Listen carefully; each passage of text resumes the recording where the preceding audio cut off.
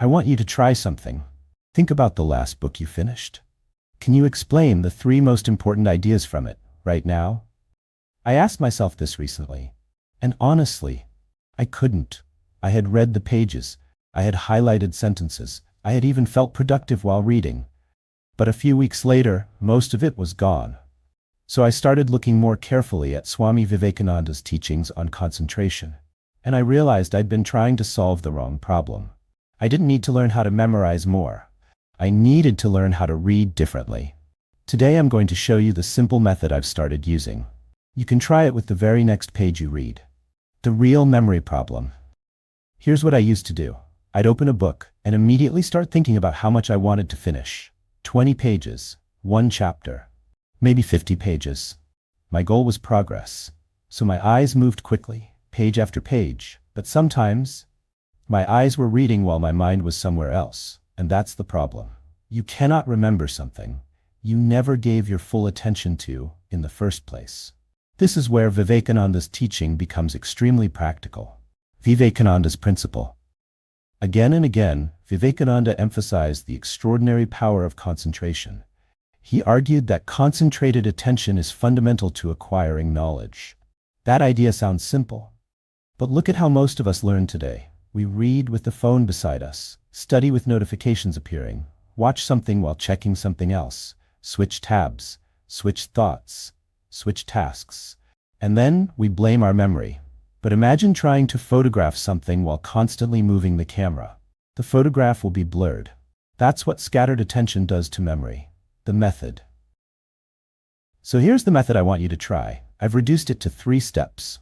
Focus, close, recall. That's it. Let me show you. Step 1. Step 1. Take 1 page, not 20. 1 for the next few minutes. That page gets your complete attention. Phone away. No music with lyrics, no notifications, no second screen.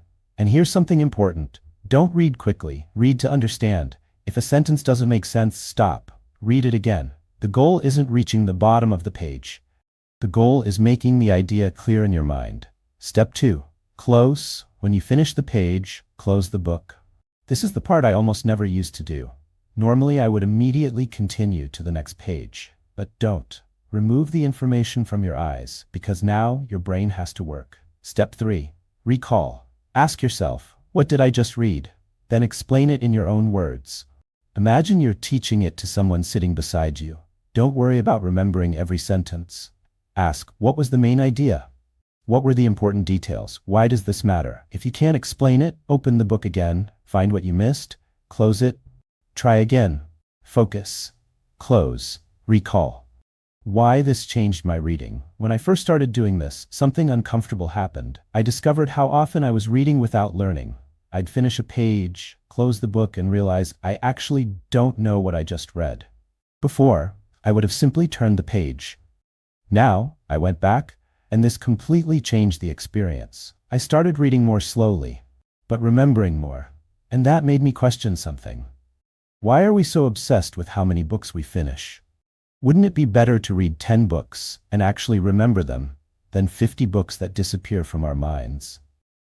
Vivekananda's deeper lesson. This is where I think Vivekananda's teaching goes beyond memory. Concentration doesn't simply help you remember. It changes the quality of knowledge.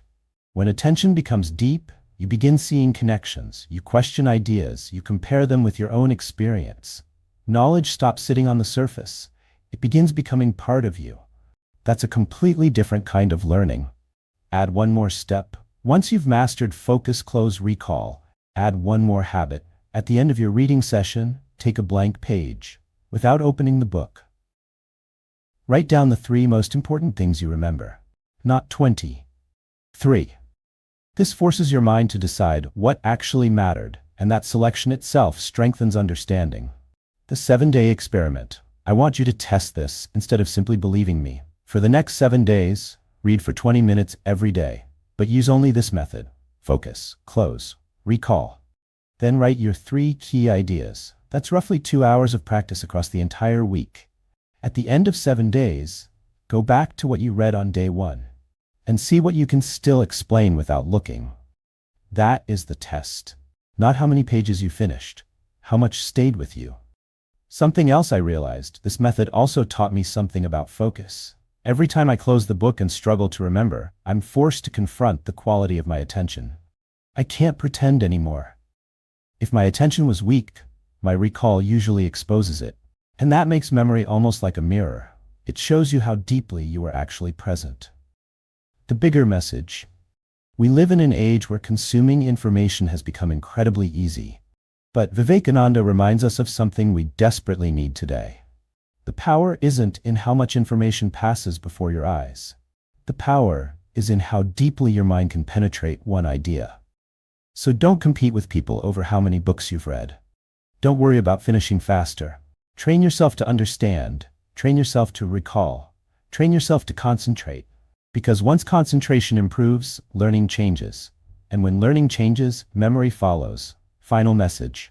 The next time you open a book, don't ask, how much can I finish? Ask, how much can I truly understand and remember?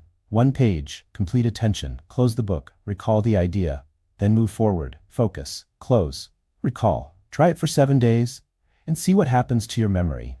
If you're going to try the 7-day experiment with me, comment, focus, close, recall. And if you know someone who reads constantly but forgets everything, send them this video, because reading more isn't always the answer. Sometimes, we simply need to learn how to read deeply.